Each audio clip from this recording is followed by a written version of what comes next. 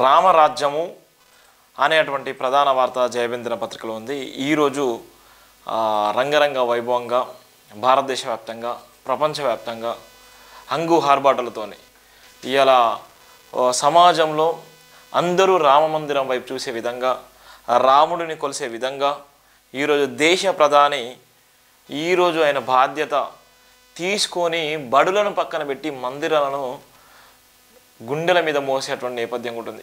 ఈ సందర్భంగా రామ మందిరాలు నిర్మాణం, రామ మందిరం తర్వాత రామరాజ్యమే నిర్మిస్తారన్నటువంటి ప్రధాన వార్త కూడా ఆడింది. రామ మందిరం తర్వాత రామరాజ్యం నిర్మిస్తారు. రామరాజ్యం ఎందుకు నిర్మిస్తారు, రామ మందిరం ఎందుకు నిర్మిస్తున్నారు, రామ మందిరం వెనక ఉన్నటువంటి చరిత్ర ఏంది, 500 ఏళ్ళ చరిత్ర కలిగినటువంటి రామ మందిర నిర్మాణంలో ఈరోజు మోడీ వచ్చిన తర్వాత ఎంతోమంది ప్రధానమంత్రులు పోయిన తర్వాత ఎంతోమంది పోయిన తర్వాత ఎవరికి సాధ్యం కానటువంటి అసాధారణమైనటువంటి రామ మందిర నిర్మాణం వెనుక ఎవరెవరి కృషి ఉంది, నరేంద్ర మోడీ ఏ విధంగా సపోర్ట్ చేసిండు, ఇవాళ బడులను పక్కన పెట్టేసి ఇవాళ గుడుల జోలికి ఎందుకు పోతున్నారు అంటే ఒక రాజకీయంగా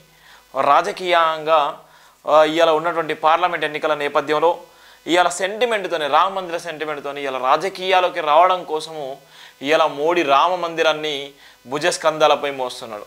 కానీ ఈరోజు ఉన్నటువంటి అక్షరాస్యత రేటు తగ్గిపోయింది, ఆకలి రాజ్యం పెరిగిపోయింది, ఇవాళ అనేక అసమానతలు, అనేకమైన వివక్షత, ఈ దేశంలో బీజేపీ ప్రభుత్వంలో జరిగినటువంటి దాడులు ఎక్కడా కూడా జరగలేదు, ఏ ప్రభుత్వం జరగలేదు. అంటే రామ మందిరానికి విరలిచ్చేటువంటి దాఖలాలు ఉన్నాయి, రామరాజ్యాన్ని నిర్మించడానికి కూడా దాఖలాలు ఉన్నాయి, రామరాజ్యం నిర్మించడానికి రాయడానికి బుక్స్లు రాయడానికి రెడీగా ఉన్నారు, రాజ్యాంగం రాయడానికి రెడీగా ఉన్నారు. కానీ ఇలా దళితుల ఆత్మగౌరవాన్ని మాత్రం పరీక్షించేటువంటి పరిస్థితి లేదు.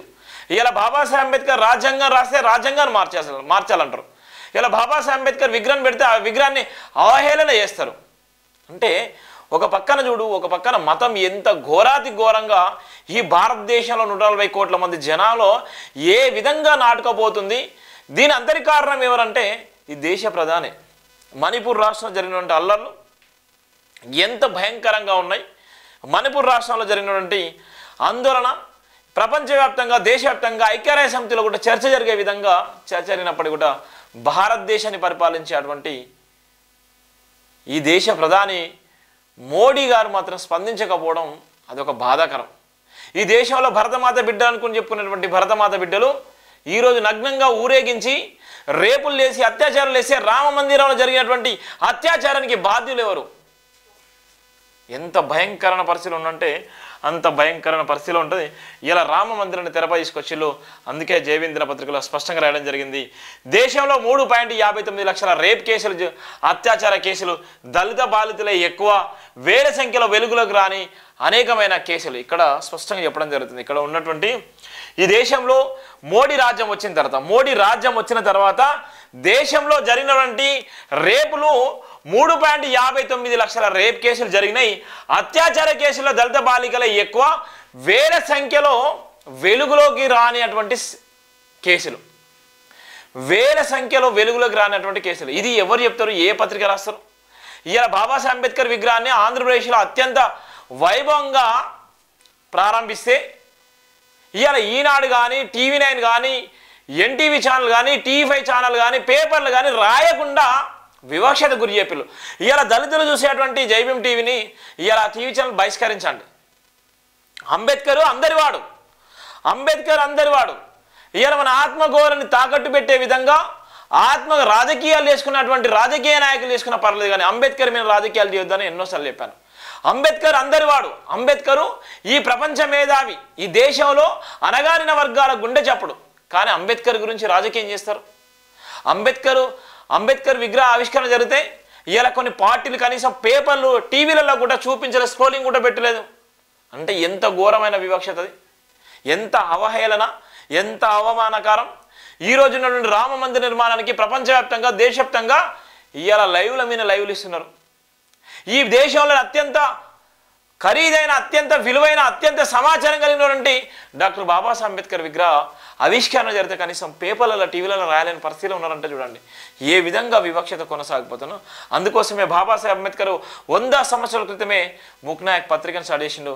మూగబైన గొంతుకలని ఆయన తన గలాన్ని, తన తన స్వప్నికను తన సంపదకీయాన్ని కూడా ఈ ప్రపంచానికి దేశానికి ఇలా అక్షర రూపంలో ఇలా అందించినటువంటి చరిత్ర అందించినటువంటి ఘనత కూడా డాక్టర్ బిఆర్ అంబేద్కర్ గారు ఉంది. నేను ఎందుకు చెప్తున్నానంటే అంబేద్కర్ గారు లేకపోతే, అంబేద్కర్ గారు ఉండకపోతే, అంబేద్కర్ రాజ్యాంగం రాయకపోతే ఇదే రామ మందిర రాజ్యం రాయగలడా?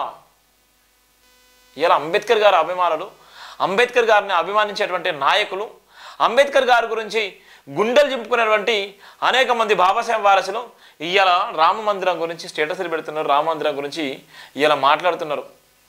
రాముడు చేసినటువంటి చర్యలేంది, సీత గురించి రాముడు చేసిన కష్టమేంది, రావణాసుడు చేసినటువంటి త్యాగం ఏంది, ఇది ఎంతమంది తెలుసు?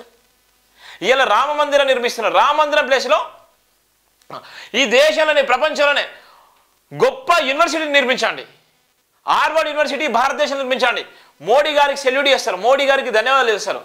హార్వర్డ్ యూనివర్సిటీని తయారు చేసినట్టు, హార్వర్డ్ యూనివర్సిటీ తయారు చేసినట్టు ఇలా భారతదేశంలో ఒక హార్వర్డ్ యూనివర్సిటీని తయారు చేయండి. ప్రపంచ దేశాలకు పోయే బదులు భారతదేశంలోనే మోడీ ఆయాంలో హార్వర్డ్ యూనివర్సిటీ లాంటి సంస్థలు తయారు చేసి చెప్పుకోవచ్చు. ఇవాళ అది లేదు. కానీ ఇలా రామ మందిరానికి ఇలా అంగరంగ వైభవంగా దేశవ్యాప్తంగా ప్రపంచవ్యాప్తంగా ఇవాళ రామ మందిర నిర్మాణం జరిగేటువంటి కార్యక్రమంలో వేలాది మంది పాల్గొని, వేలాది మంది, లక్షలాది మంది, కోట్లాది మంది ఇలా తన వైపు చూసుకునే విధంగా ఇలా మార్కుని చేసుకునేటువంటి మోడీ గారు ఇలా ఎంత భయంకరంగా పరిపాలన చేస్తున్నారు, ఎంత దారుణంగా జరుగుతున్నారో చూడు. దేశంలో 3.59 లక్షలకు రేపుల కేసులు జరిగితే ఇలా దిక్కుదొక్కలేదు. అందులో దళిత బాధితులే ఎక్కువ ఉన్నారు. వేల సంఖ్యలో వెలుగులోకి రానటువంటి అత్యాచార కేసులు ఇలా ఎన్నో ఉన్నాయి. ఇలా నిర్భయ లాంటి కేసులు ఇలా ఎన్నో జరిగిపోతున్నాయి. ఇలా భయంకరమైన కేసుల్లో ఇలా దళితులు ప్రశ్నిస్తే ఇలా అత్యాచారాలు రేపులు లేసి కనీసము ఆ డెడ్ బాడీలను కూడా చూపించలేని పరిస్థితులు ఉన్నారు. ఇలా గుజరాత్లో, యూపీలో ప్రశ్నిస్తే మహిళల మీద దాడులు లేసి రేపులు లేసిన సంఘటనలు కూడా కోకల్లో ఉన్నాయి. ఇలా అందుకోసమే రామ మందిరం తర్వాత రామరాజ్యం నిర్మిస్తారా, రామ మందిరం నిర్మించళ్ళు తర్వాత రామరాజ్యం నిర్మిస్తారనేటువంటి వార్తను కూడా ఇక్కడ రాయడం జరిగింది. దేశాన్ని రామరాజ్యంగా చూడాలని మహాత్మా గాంధీ కలలు కన్నారు. ఆ కళను సాకారం చేస్తామని అధికార పీఠం ఎక్కుతున్న ప్రభుత్వాలు 5 ఏళ్లకు ఒకసారి చెబుతున్న మాట ఇది అయితే నేటికి ఆ కళగానే మిగిలిపోయింది. దేశంలో మహిళలపై అత్యాచారాలు, అకృత్యాలు, అగత్యాలు రోజు రోజుకు పెరిగిపోతున్నాయి. తప్పు ఎన్నడూ తగ్గలేదు. అది ఎంతవరకు అంటే సగటున ప్రతి గంటకు 4 అత్యాచారాలు మరియు ప్రతి 2 నిమిషాలకు మహిళలపై ఆగత్యాలు జరుగుతున్నాయి. గత ఏడాది కంటే 2022లో భారతదేశంలో 31,516 అత్యాచార కేసులు నమోదైనాయి. 4,45,250 ఆగత్యాల కేసులు నమోదయ్యాయి. అంటే సగటున రోజుకు 86 అత్యాచార కేసులు, గంటకు మహిళలపై 49 హింసాత్మక కేసులు నమోదవుతున్నాయి. ఫిర్యాదులు దాఖలు చేయబడినా లేదా మీడియాలో నివేదించబడిన సందర్భాలు ఇవి. దేశంలో వెలుగులోకి రాని కేసులు వేల సంఖ్యలో ఉన్నాయి. మహిళలపై ఆగత్యాలు ఈ స్థాయిలో జరుగుతున్నా నేరస్తులకు శిక్షలు పడేది కొన్ని కేసుల్లో మాత్రమే. 2012 నాటి నిర్భయ కేసులో కూడా మహిళపై ఆగత్యాలను నిరోధించేందుకు చట్టాన్ని సవరించాలని కలకలం రేపింది. నిందితులకు శిక్ష పడేందుకు సరిగ్గా 8 ఏళ్లు పట్టింది. నిర్భయ కేసుకు వ్యతిరేకంగా దేశవ్యాప్త నిరసనలు పేర్కొంది. అయినా నేటికి ఫలితంగా బాలికల రక్షణ కోసం కేంద్ర ప్రభుత్వం మార్చి 21, 2013 నిర్భయ చట్టంగా ప్రసిద్ధి చెందిన క్రిమినల్ లా సవరణ చట్టం 2013 అమల్లోకి తెచ్చింది. ఈ చట్టం కింద మహిళలపై నేరాలు కఠినంగా శిక్షిస్తామని, నేరాలు అరికడతామని కేంద్ర ప్రభుత్వం పేర్కొంది. అయినా నేటికి చట్టంలోని లక్ష్యాలు నెరవేరలేదు. ఇప్పుడు కూడా మహిళలపై పైశాచిక చర్యలు జరుగుతున్నాయి. 2012 నుండి 2022 వరకు 10 సంవత్సరాల్లో భారతదేశంలో మొత్తం 3,59,247 అత్యాచార కేసులు నమోదయ్యింది మోడీ హయాంలోనే. 2012 నుండి మొదలుకుంటే 2022 వరకు 10 సంవత్సరాల్లో భారతదేశంలో మొత్తం 3,59,247 అత్యాచార కేసులు నమోదైనాయి. ఈ చరిత్ర రికార్డు కూడా ఈ బాబాసాహెబ్ అంబేద్కర్ వారసులకే ఎక్కువ జరిగింది అన్యాయము. ఇవాళ మోడీ రాజ్యం వచ్చిన తర్వాత 3,59,000 అత్యాచార కేసులు నమోదైనంటే ఎంత బీజేపీ హయాంలో జరిగినటువంటి కేసులు మాత్రమే. వాటిలో 2016 38,947 అత్యాచార కేసులు నమోదాయి. National crime record bureau NCRB నివేదిక ప్రకారం నిర్భయ కేసు జరిగిన 2012లోనే 24,923 అత్యాచార కేసులు నమోదాయి. నిర్భయ చట్టం అమల్లోకి వచ్చిన 2013లో 33,700 అత్యాచార కేసులు నమోదాయి. అంటే 2012 కంటే 2013లో ఈ 9,000 కేసులు ఎక్కువ నమోదాయి. ఏదైతే నిర్భయ చట్టం వచ్చిందో, ఈ దేశాన్ని ప్రపంచవ్యాప్తంగా ఆందోళన గురి చేసినటువంటి నిర్భయ చట్టం వచ్చిందో, నిర్భయ చట్టం వచ్చిన తర్వాత అత్యాచార కేసులు కూడా నమోదైనాయి.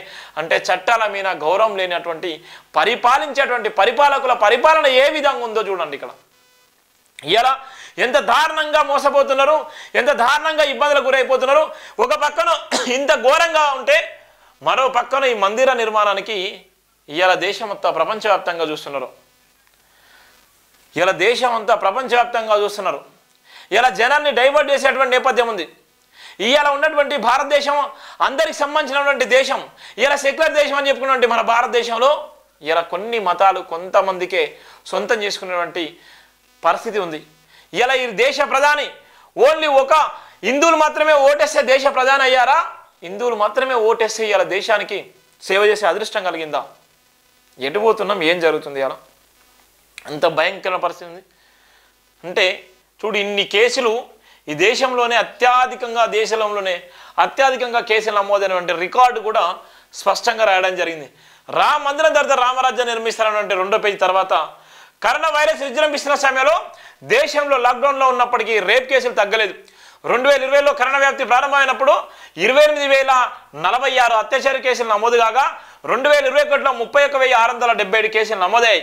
గతేడాది 2022లో 31,516 అత్యాచార కేసులు నమోదైతే 2022 గణాంకాల ప్రకారం రాజస్థాన్ అత్యధిక అత్యాచార కేసులు నమోదయ్యాయి. మొదలు 2022లో ఒక పక్కన దేశంలో కరోనా లాక్డౌన్ స్తంభించినప్పటికీ, కరోనా వచ్చి ఇబ్బంది పడుతున్న సమయంలో, కరోనాతోని కొట్టుమిట్టాడుతున్న సమయంలో ఒక పక్కన రేప్ కేసులు కూడా అదే తరహాలో జరిగినాయి. రాజస్థాన్లో రేప్ కేసులు కూడా పెరిగిపోయినాయి. ఢిల్లీ కానుకొని నేపథ్యంలో 31,516 అత్యాచార కేసులు నమోదాయి. 2022 గణాంకాల ప్రకారం రాజస్థాన్ అత్యధిక అత్యాచార కేసులు నమోదాయి. ఆ ఒక్క రాష్ట్రంలోనే 5,399 కేసులు నమోదయ్యాయి. అత్యాచారాల రాజధానిగా పేరొందిన ఉత్తరప్రదేశ్ 3,690 కేసులతో 2వ స్థానంలో ఉంది. 3వ స్థానంలో ఉన్న మధ్యప్రదేశ్లో 3,029 కేసులు నమోదయ్యాయి. కర్ణాటకలో గత ఏడాది కంటే 590 అత్యాచార కేసులు నమోదయ్యాయి. ఎన్సీబీఆర్ తెలిపింది, మీడియాలో నమోదవుతున్న మరియు నివేదించబడిన అత్యాచార మరియు లైంగిక వేధింపుల కేసులు సంఖ్యను కడుపును కదిలించింది. అయితే రిపోర్ట్ చేయని మరియు నివేదించిన అనేక అత్యాచార కేసులు మరుగున పడ్డాయి. దేశంలో 90% రేప్ కేసులు రిపోర్ట్ చేయబడవు. మర్యాదగా భయపడి బాధితులు తమ అక్రతలకు ప్రపంచానికి చెప్పరు. బాధితురాలు ధైర్యంగా ముందుకెళ్లి తనకు జరిగిన అన్యాయానికి న్యాయం చేయాలని కోర్టుకు వెళ్లి ఫిర్యాదు చేస్తే విచారణ సమయంలో ఆమెపై జరిగిన ఘటనపై దురుసుగా ప్రశ్నలు వేసి మానసికంగా హింసించారు. ఈ ప్రపంచంలో అంతా డబ్బు ఉంటేనే జరుగుతున్నట్లుగా డబ్బు ఉన్న వారికి న్యాయం ఇప్పటికీ సమాజంలో పాతుకుపోయింది. డబ్బుకు ఆశపడి కేసు దర్యాప్తు వారి తీవ్ర గందరగోళం సృష్టించడంలో బాధితులు ఫిర్యాదు చేసేందుకు వెనుకంజ వేస్తున్నది కూడా వాస్తవం. ఎన్సీఆర్బీ నివేదిక ప్రకారం గత సంవత్సరం దేశంలో మహిళలపై 4,45,256 హింసాత్మక కేసులు నమోదయ్యాయి. 2020లో 3,71,503, 2021లో 4,28,278 కేసులు నమోదయ్యాయి. ఈ 2 పోల్చి చూస్తే 2020లో దాదాపు 17,000 కేసులు పెరిగే అవకాశం ఉంది. గత ఏడాది సగటున గంటకు 51 కేసులు నమోదయ్యాయి. అత్యాచారం కేసులే కాదు, మహిళలపై జరుగుతున్న ఇతర హింసాకాండగా చూస్తే దేశం ఎలాంటి దిగ్బంధకర పరిస్థితులతో తెలిసిపోతుంది. వాది గాసిన పురుషాధిక సమాజంలో స్త్రీలను ఆనంద వస్తువులుగా, ఆట బొమ్మలుగా చూస్తారు. స్త్రీలు పిల్లల కన్నా యాంత్రాన్ని ఈ సమాజం భావిస్తుంది. తమ కోరికలు తీర్చుకునేందుకు అత్యాచారానికి పాల్పడే దుర్మార్గులు సాక్ష్యాలను ధ్వంసం చేసేందుకు బాధితులను హత్య చేస్తున్నారు. మరో దిగ్బంధకరమైన అంశం ఏమిటంటే ఈ అత్యాచార కేసులో దళిత బాలికలే ఎక్కువగా. చూడండి ఎంత భయంకరమో. దయచేసి ఎంతమంది దళిత బాలికలు ఉన్నారంటే అత్యాచారంలో ఎంతమందిని హింసాత్మకంగా చేసేయాలంటే ఇక్కడ అత్యధికంగా ఉన్నది కూడా దళిత బాలికలే. ఇగో దళిత బాలికలే ఎక్కువగా బలవుతున్నటువంటి సందర్భం కూడా ఉంది. ఇక్కడి నుంచి ఇక్కడ దాకా ఏ మతానికి చెందిన వారైనా స్త్రీయే, ఆమెను దుర్భాషలాడకూడదు. ఇప్పుడు జరుగుతున్న ఆగాయిత్యాలు కులం వర్గం కారణంగానే అనేకం జరుగుతున్నాయి. అట్టడుగు కులాలకు చెందిన దళితులపై అగ్రవర్ణ కులాల వారు అట్టడుగు కులాల వారు అనే కారణంగా వారిపై లైంగిక వేధింపులు పాల్పడి వేల కేసులు మన ముందు ఉన్నాయి. గత 11 9 ఏళ్ల ప్రధాని నేతృత్వంలో బీజేపీ ప్రభుత్వం అధికారంలో ఉంది. నేటి బాచావో బేటి బచావో అంటూ మోదీ ఎర్రకోటపై నిలబడి నినాదాలు చేశారు. కానీ ఆ సహాయం చేయలేదు. 2014లో బీజేపీ అధికారంలోకి వచ్చినప్పటి నుంచి అత్యాచార కేసులు ఏటా పెరుగుతున్నాయి. 2018లో జమ్మూ కాశ్మీర్లో కత్వాలో 8 ఏళ్ల బాలిక ఐహిపా బానుపై జరిగిన అత్యాచార కేసులో నిందితులు తరపున బీజేపీ ఎంపీలు మంత్రులు నిరసన తెలిపిన సందర్భం ఉంటుంది. చూడండి, జమ్మూ కాశ్మీర్లో జరిగినటువంటి ఒక హషీఫా అనేటువంటి అమ్మాయిపై 8 ఏళ్ల బాలికపై రేప్ చేసి చంపేస్తే వీళ్ళకు ఎవరికి సపోర్ట్ చేయాలంటే బీజేపీ ఎంపీలను మంత్రులు వాళ్ళ ధర్నాలు చేసి రాసరకులు వేసి నిరసన తెలిపిన సందర్భం ఉంది. అత్యాచారం చేసినటువంటి ఎవరైతే ఉన్నారో ఆ బాధితులకు సపోర్ట్గా నిలిచినటువంటి పరిస్థితి కూడా మన బీజేపీ ఎంపీలకు వాళ్ళకే దక్కింది. పోలీసులే స్వయంగా రాత్రి బాధితురాలు మృతదేహాన్ని దహనం చేశారు. ఈ ఉత్తరప్రదేశ్లో ఉన్నావాలో దళిత బాలికపై 2010 జరిగిన అత్యాచార కేసులో బీజేపీ ఎమ్మెల్యే కుల్దీప్ సింగ్ నిందితుడిగా ఉన్నటువంటి నేపథ్యం కూడా ఉంది. ఇక 2017లో ఈ దేశవ్యాప్తంగా సంచలనం జరిగింది. ఉన్నటువంటి ఈ కేసులో కుల్దీప్ సింగ్ ఎమ్మెల్యే అంటాడు కూడా అత్యంత దారుణంగా కుటుంబాన్ని అమ్మాయిని రేప్ చేసి చంపేస్తే ఆ కుటుంబాన్ని కూడా భయభ్రాంతులకు గురి చేస్తే ఇదే ఉత్తరప్రదేశ్లో యోగి ఆదిత్యనాథ్ ప్రభుత్వం ఆ ఎమ్మెల్యేని కాపాడి ఆ అమ్మాయి డెడ్ బాడీని కూడా దొరకకుండా నైట్ ఖననం చేసినటువంటి చరిత్ర కూడా 2017లో బీజేపీ హయాంలో. ఇక్కడ ఉన్నటువంటి సందర్భంలో రెజ్లింగ్ ఫెడరేషన్ అధ్యక్షుడు బీజేపీ ఎంపీ బ్రిజ్భూషణ్ సింగ్ తమను లైంగికంగా వేధించాలని ఆరోపిస్తూ ఇటీవల మహిళా రేంజర్లు నిరసన దిగారు. రేంజర్లు సాక్షి మాలిక్ తనకు న్యాయం చేయకపోవడంతో రెజ్లింగ్ క్రీడకు రిటైర్మెంట్ ప్రకటించిన నేపథ్యం కూడా ఉంది. ఇది బీజేపీ హయాంలో ఇది ఉన్నటువంటి దేశవ్యాప్తంగా ఇది సంచలనం జరిగింది. బీజేపీ ఎంపీ బ్రిజ్భూషణ్ లైంగిక వేధింపులకు గురి చేస్తున్నాడు. వాళ్ళు ప్రపంచవ్యాప్తంగా పథకాలు సాధించి దేశానికి పేరు తీసుకొస్తే వాళ్ళ మీద మానసిక లైంగికలకు దాడి చేస్తే లైంగిక వేధింపులకు ఇబ్బందులకు గురి చేస్తే వాళ్ళు ఢిల్లీ నడిబొడ్డున ధర్నాలు రాస్తరకుల శివాలకు వచ్చినటువంటి అవార్డులను కూడా ప్రకటించిన నేపథ్యం ఉంది. ఈ క్రీడా వద్దు, ఈ సంస్కారం లేనటువంటి ఈ బీజేపీ హయాంలో మేము ఉండలేమని వాళ్ళు కూడా రిటైర్మెంట్ తీసుకున్న నేపథ్యం కూడా ఉంది. కర్ణాటకలో కూడా ధర్మశాల సౌజన్య, బీజాపూర్లోని దానమ్మ, చిత్రదుర్గ మురుగా మఠంలో అత్యాచారం కేసులు నమోదయ్యాయి. కర్ణాటకలో కూడా జరిగిన సందర్భం. కర్ణాటకలో మఠంలో జరిగినటువంటి భయంకరమైన కేసు. ఇలాంటి లక్షలాది కేసుల దోషుల శిక్ష పడలేదన్నది ఈ వాస్తవం. ఎంత భయంకరంగా ఉందో ఇవాళ వీళ్ళు ఎంత దారుణంగా ఉన్నారో దాచిపెట్టారని వాస్తవం. మహిళలపై అగత్యాలకు సంబంధించి అనేక కేసులు నమోదవుతున్నా నిందితులకు శిక్ష పడకపోవడం విచారకరం. నేరారోపణలు లేదా కేసుల విచారణ పూర్తయ్యే రేటు చాలా తక్కువ. 2013లో 33,700 అత్యాచార కేసులు నమోదైన కేసులతో పోలిస్తే ఆ సంవత్సరం శిక్ష రేటు 27.1% మాత్రమే. ప్రతి 100 కేసుల్లో కేవలం 27 కేసులు మాత్రమే విచారించి ఉత్తర్వులు జారీ చేసిన నేపథ్యం. పోలీసుడు ఎవరైతే బలం ఉంటుందో బలం ఉన్నది రాజ్యం నడుస్తున్నట్టుగా ఇక్కడైతే ఎవరైతే ఉన్నారో ఎవరైతే 100 కేసులు లేవో ఈ కేసులో ఒక 27 కేసులు మాత్రం పరిష్కరించడం జరిగింది. వాళ్ళకు మాత్రం ఉత్తర్వులు ఇవ్వడం జరిగింది. వాళ్ళని మాత్రం చేసుకున్న నేపథ్యం కూడా ఉంది. 2020లో 39.3% కేసుల్లో అంటే ప్రతి 100 కేసుల 39 కేసులు మాత్రమే చేయబడ్డాయి. మరియు ఆర్డర్ కూడా జారీ చేయబడింది కూడా 2020లో. 2021లో 31,677 అత్యాచార కేసులు కలిపి మొత్తం 4,28,678 మహిళలపై నేరాల కేసులు నమోదైతే ఈ ఏడాది కేవలం 23,243 కేసులకు మాత్రమే శిక్ష పడింది. ఎన్ని కేసులు అయితే చూడండి ఇక్కడ 4,28,278 మంది మహిళలపై అత్యాచార నిరోధక చట్టం కింద కేసు నమోదైతే ఇక్కడ అరెస్ట్ చేసింది న్యాయం జరిగింది 23,243 మందికి మాత్రమే జరిగింది. అంటే ఇదంతా ఎంత భయంకరంగా ఉంది, ఏ రాజ్యంలో ఉన్నాము, ఎంత దారుణంగా ఉన్నాము అనేటువంటి పరిస్థితి అయితే మనం చూస్తున్నాం. రామరాజ్యంలో ఏ విధంగా ఉంది. భారతదేశం అన్ని కోర్టుల్లో మొత్తం 4.4 కోట్ల కేసులు పెండింగ్లో ఉన్నాయి. కోర్టులు భారీ కేసులు భారాన్ని ఎదుర్కొంటున్నాయి. కేసులను త్వరగా పరిష్కరించాలని పరిస్థితి నెలకొంది. ఇలా కేసుల భారంతో సిట్టింగ్ జడ్జి చిన్న చిన్న కారణాలతో కూడా విచారణ వాయిదా వేస్తున్నారు. ఈ దేశంలో చూడు ఎన్ని భయంకరమైన కేసులు ఉన్నాయో. టోటల్గా దేశంలో ఎన్ని కోట్లు ఉన్నాయి? 4.44 కోట్ల పెండింగ్ ఉన్నాయి.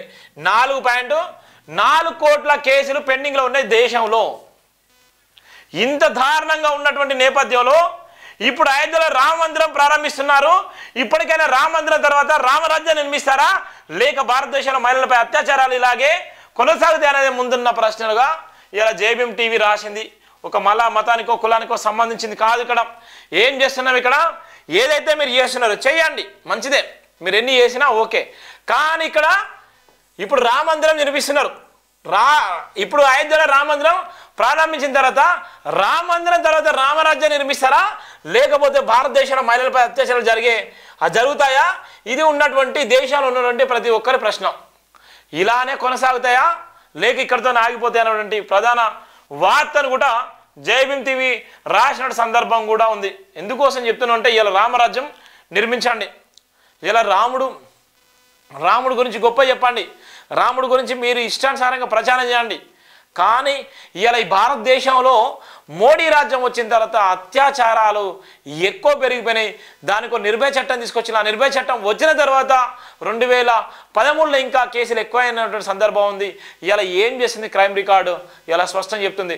ఇలా ప్రశ్నించేవాడు ఎవరైతే ఉన్నారో అలాంటి కేసులు మాత్రం వెలుగులోకి వస్తున్నాయి. ప్రశ్నించలేని ఎన్నో కేసులు కనుమరుగైపోతున్నాయి. ఇలా న్యాయం లేక న్యాయం చేయలేని కేసులు కూడా ఎన్నో ఉన్నాయి. ఈ రామరాజ్యంలో న్యాయం జరగాలంటే ఇలా మోడీ ఇలా ఏ విధంగా అయితే గుడులను నిర్మిస్తున్నాడో గుడులతో పాటు మహిళలకు కూడా రక్షణగా నిలబడితేనే న్యాయం జరుగుతుంది అనేటువంటి ప్రధాన వార్త కూడా జైమిన్ దినపత్రికలు రాసిన సందర్భం కూడా ఉంది.